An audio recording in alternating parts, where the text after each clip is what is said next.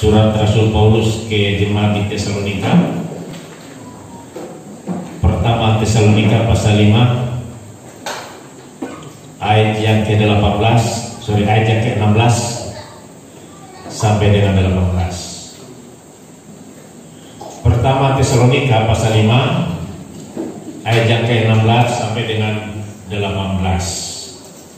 Kalau Bapak dan Ibu sudah dapat, dengan kerendahan hati saya dibuat berdiri, kita baca firman Tuhan ini bersama-sama. Pertama Tesalonika pasal yang ke-5 ayat yang ke-16 sampai dengan 18. Demikian bunyi firman Tuhan sama-sama.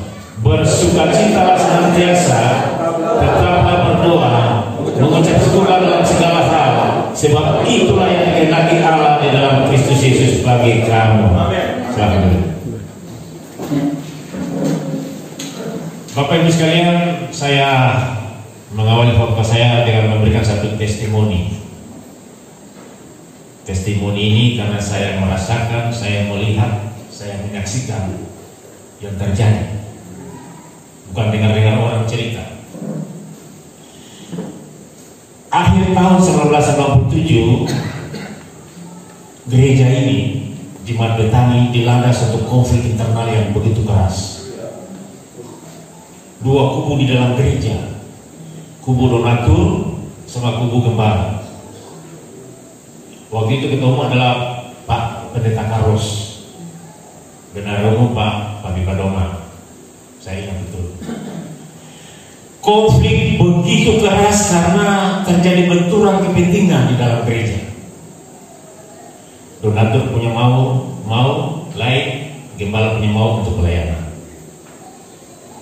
Gembala Pak Bunda Mahrum. Suatu waktu kemudian sore hari mereka datang sama saya. Saya masih ingat Pak Almarhum, Pak Gembala, Pak Pendeta Karel, kemudian Ketua Umum Pak Carlos, kemudian waktu itu Pak Ishak masih ada waktu itu, Almarhum juga, dan Bapak Salasa datang sama saya. Lantas mereka berkonsultasi tentang konflik yang ada di gereja ini. Karena sudah sampai pada bentrok fisik, saling usir-usir dalam ruangan dan sebagainya. Jemaat waktu itu saya masih ingat ada Pak Yangkar Buah, Pak Yudas Leku, mereka itu adalah pelayan Tuhan.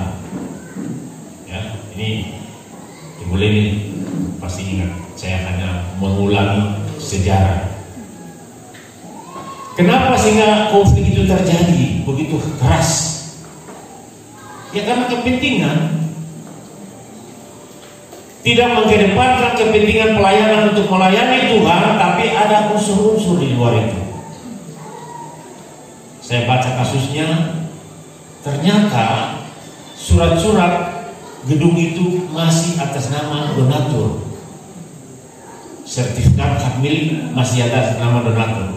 Tetapi ketika mereka bangun gedung itu, bangun bersama-sama dengan jemaat dan gembala. Mereka tanya, bagaimana, apakah bisa ini surat-surat atas nama donatur? Saya selidiki, ternyata ada nasab. Jadi sang donatur itu menasarkan gedung itu diberikan untuk gereja. Saya bilang ini nasar, ini adalah hukum yang tertinggi, karena ini Alkitab. Lebih tinggi dari perjanjian, lebih tinggi dari hibah, lebih tinggi dari perikatan-perikatan apapun juga. Ini nasar. Saya mau bilang paling supaya semua tahu. Ketua pengadilan waktu Pak Kedingan, ya. Saya datang berkonsultasi dengan ketua pengadilan. Dia bilang, loh, surat-surat atas nama mereka bagaimana caranya? Saya bilang, Pak, dalam Alkitab itu ada namanya hukum nasab. Ketika seorang berjanji memberikan itu, dia tidak boleh tarik lagi. Ya, dia berjanji memberikan, dia harus memberikan itu. Jangan main-main. Ya. Ini kan bukan kayak kita menjual pisang di pasar lah. Begitu dia memberikan bahwa dia bernasar untuk memberikan pelayanan ini, itu terjadi, tidak bisa ditarik. Ya. Saya kemudian ajukan gugatan ke pengadilan. Hakim ketua waktu itu adalah Marwah Dogmati Pasaribu, orang Kristen. Saya diskusi dengan dia, akhirnya dia sepakat dengan saya, ini harus kita tegakkan, ini ajaran Alkitab, ini firman Tuhan, ya. Lantas kemudian sidang berlanjut, ya, kurang lebih 6 bulan, 8 bulan, putus perkara, gereja GKPMI menang. Karena apa? Nasarnya itu. Surah-surah boleh sama orang lain, boleh. Tapi nasar itu mengikat di dunia, mengikat di surga. Amin. Saudara, satu waktu kami lagi duduk makan di restoran Siola, ya, duduk makan. Saya, Pak Carlos, Bapak Salasa, sama almarhum. Tiba-tiba ada informasi, itu saudara gereja. Saudara gereja. Almarhum itu kasih tinggal makan lari ke sana. Ya, lari ke sana. Bapak Ibu sekalian, saya mau katakan bahwa hamba Tuhan seperti ini adalah hamba Tuhan yang berkarakter Kalvari. Amin. Mementingkan pelayanan dari segala-galanya. Itu Kalvari. Terus saya ikuti perkembangan gereja ini, makanya saya dengan keluarga masuk ke KPMI karena saya tangani kasus ini. Ya, betul.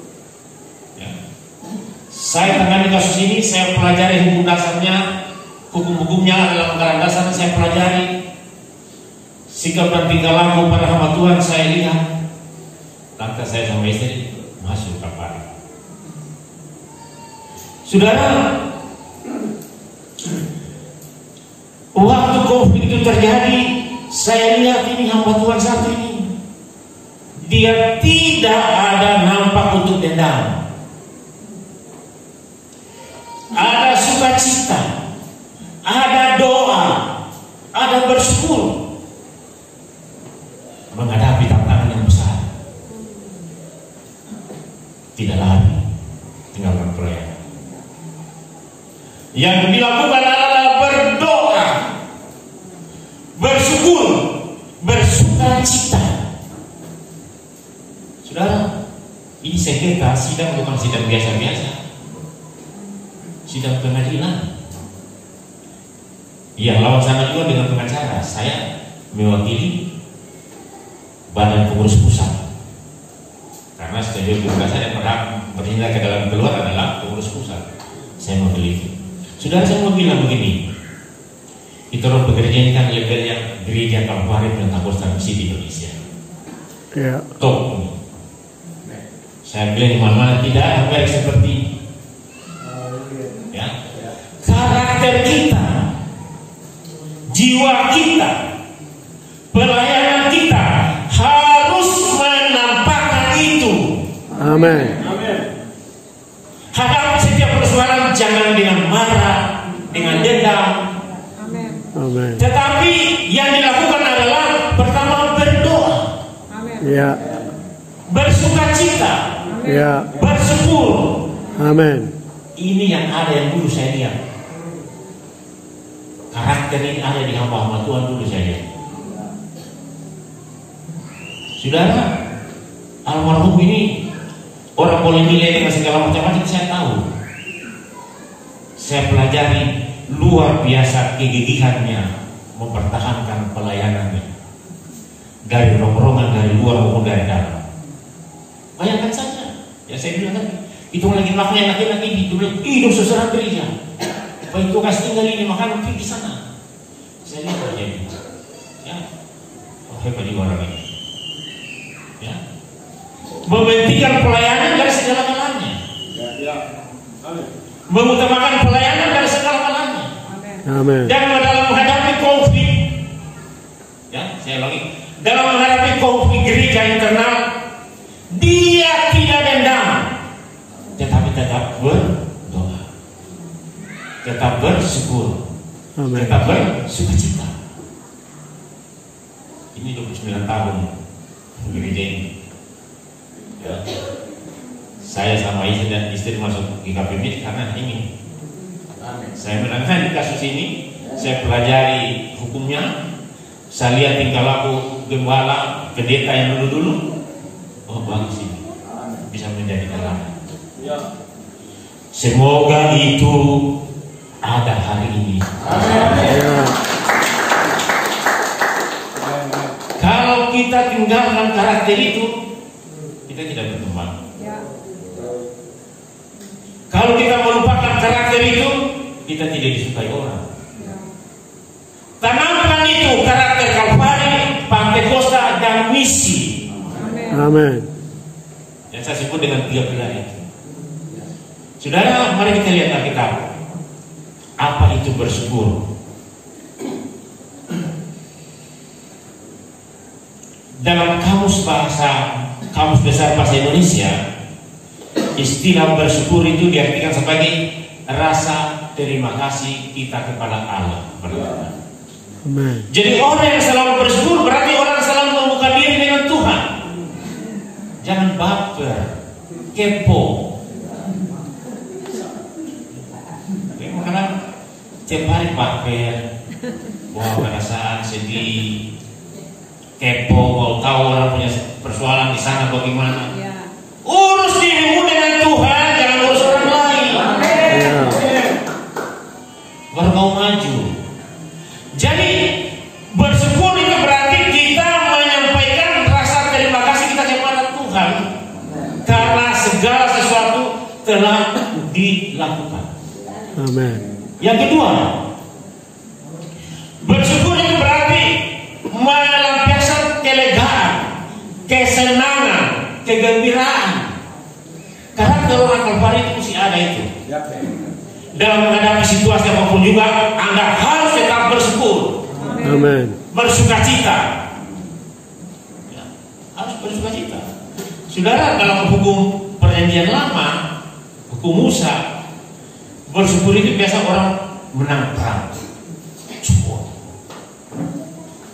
Panen raya, bersyukur.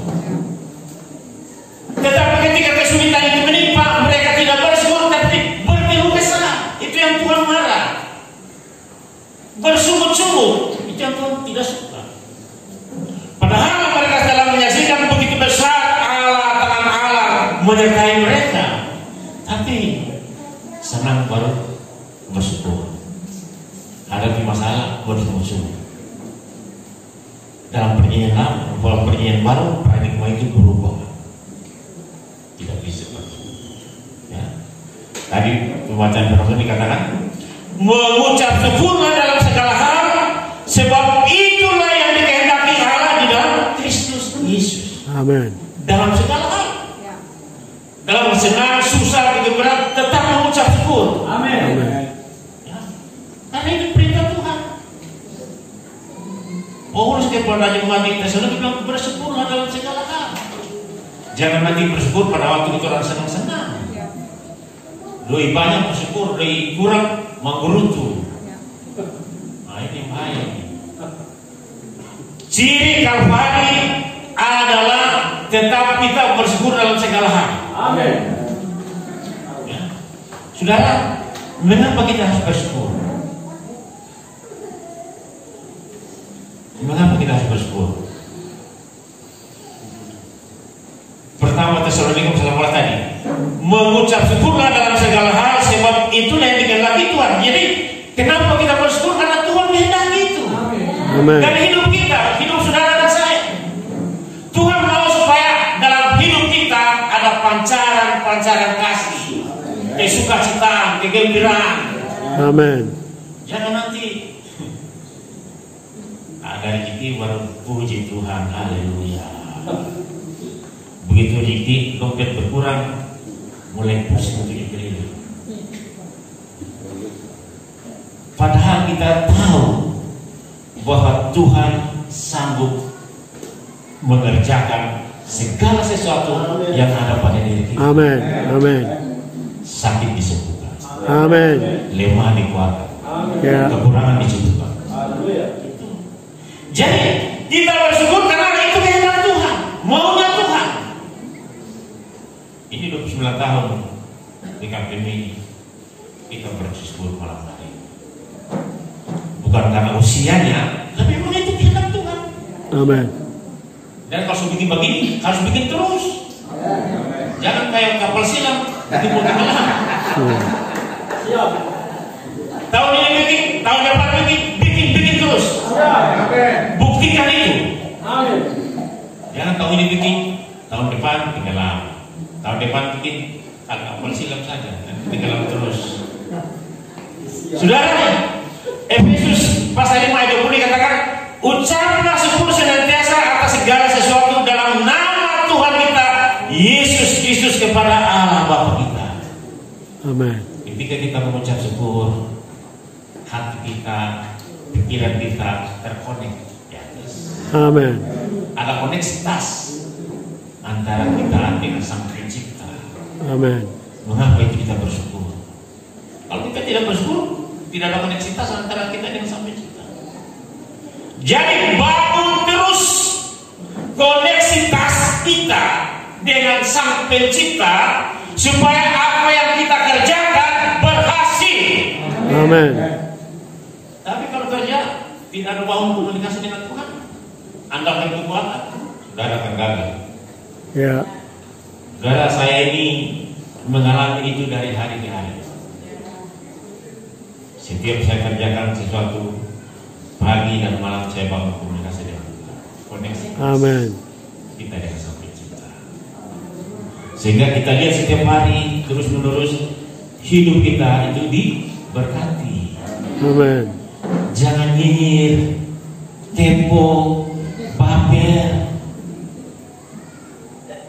Itu bukan karakter orang Kalvari. Ya. Karakter orang Kalvari adalah mau merelakan segala sesuatu untuk Tuhan. Mau memberi sesuatu untuk Tuhan. Hidupnya untuk Tuhan. Mengutamakan Tuhan. Amin. Prioritas pelayanan itu yang paling penting. Saudara, tinggalkan dulu kepentingan kebutuhan, utamakan Tuhan. Pasti terjadi sesuatu yang ajaib. Amin. Bapak sekalian, mengapa kita mengucap syukur yang kedua?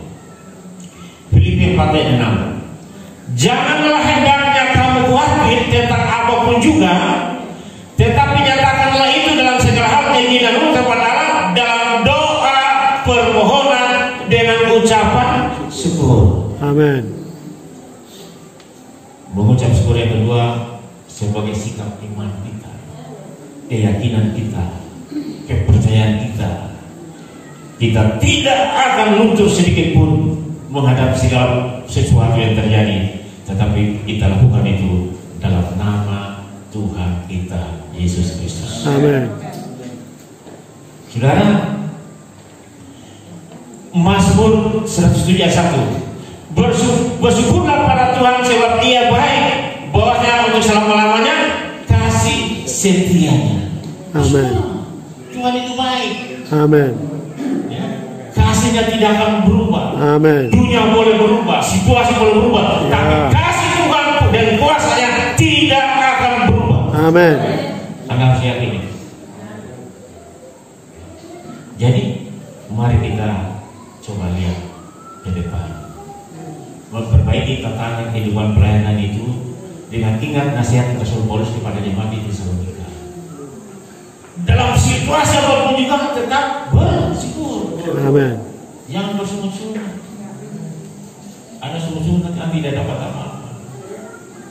Saya bilang tadi, almarhum ini Pak Pendeta Karya, saya lihat di rumah tadi malam dalam situasi yang sulit, perkelahian dalam gereja, donatur tinggalkan gereja, mau ambil itu bangunan, dia tidak pernah tunjukkan rasa mukanya kecewa, tidak. Tapi dia bilang saya, Pak, saya tetap berdoa. Dia bilang saya, Pak, saya tetap berdoa, saya tetap bersyukur, saya tetap bersuka cita. Ini testimoni yang saya lihat. karakter hamba Tuhan Kalvari adalah karakter yang selalu bersyukur, bersukacita dalam segala hal. Amin. Saudara, masing-masing kita dengan problema, ya, kita hadapi masing-masing. Gembala Sidang dengan problema masing-masing. Mari kita hadapi itu dengan mengedepankan pertama, tetap bersyukur. Amin. Yang kedua, tetap berdoa. Amin. Yang ketiga, tetap bersuka. Amin. Kalau kita kedepankan itu, saudara, saya percaya Anda di dompet tidak low, Anda tetap sukacita. Amin. Percaya besok Tuhan kirim. Amin. Begitu. Tapi kalau Anda mau ngeluh terus, Tuhan tidak akan kirim itu. Ya. Contoh orang Israel. Pagi Tuhan kasih roti gratis, burung, daging makan gratis. Tapi ketika ada tantangan, ada masalah sedikit, mereka bukan bersyukur, tapi bersyukur-syukur. Itu masalah. Masa sekarang tidak. Masa sekarang gereja yang diberkati Tuhan adalah gereja yang selalu bersyukur, gereja yang selalu berdoa, gereja yang selalu bersukacita. Amin. Saya sampaikan ini karena ini awal dari testimoni yang saya jelaskan tadi. Saya lihat di mata Tuhan. Gereja ini ada sampai saat ini karena itu. Bersyukur, bersukacita dan